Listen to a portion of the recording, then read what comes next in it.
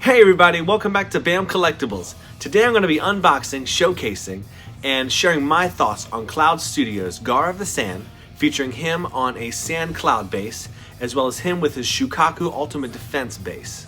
Gaara is actually one of my top 5 favorite characters in Naruto, and with this statue today, it's going to be taken from the part of the show where Rock Lee and Kimimaro were fighting, and Gaara comes in right at the right time to save Rock Lee, and he was the perfect individual to kind of go against Kimimaro. He was a ranged attacker, a ranged defender, and Kimimaro really excelled with close range combat, so to face against Gaara was bad news for him.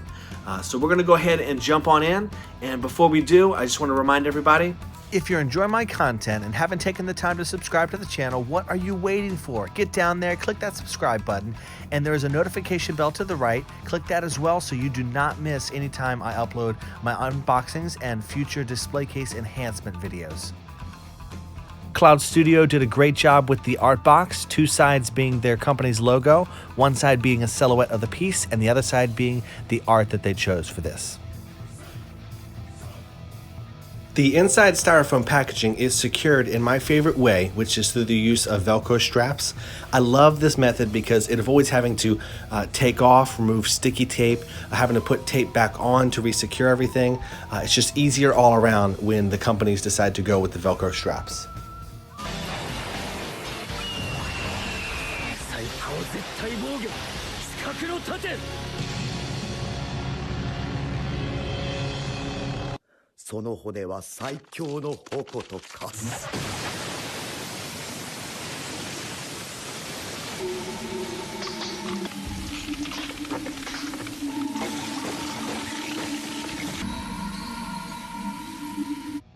This time I skipped taking the pieces out of the styrofoam packaging because there's not much to see. It's a lot of larger pieces that are easily taken out and easily put back if needed.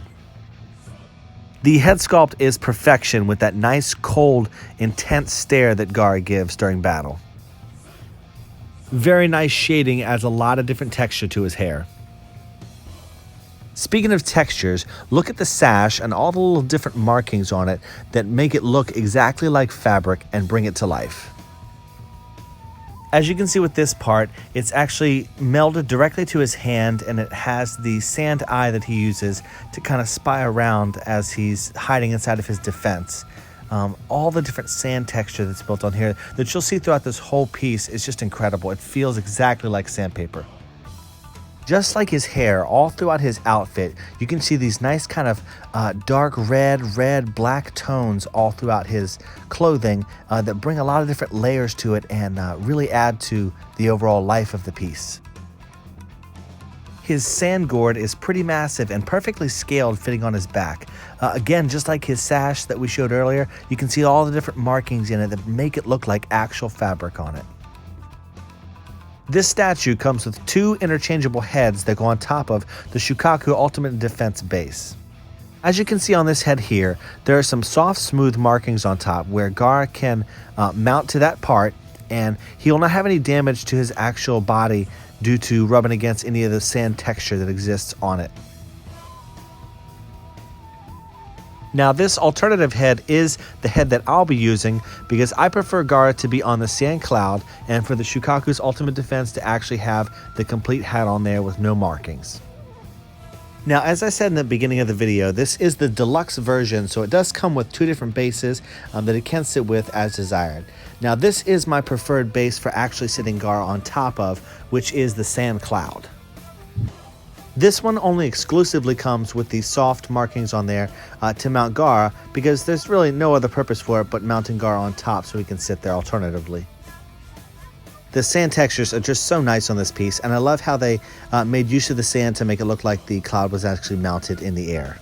This is piece 192 out of 788. The inside of the Ultimate Defense base is hollow, but this is still a pretty heavy piece altogether. Now inside that top portion you can see a magnet which is going to help connect the heads later to the actual base itself.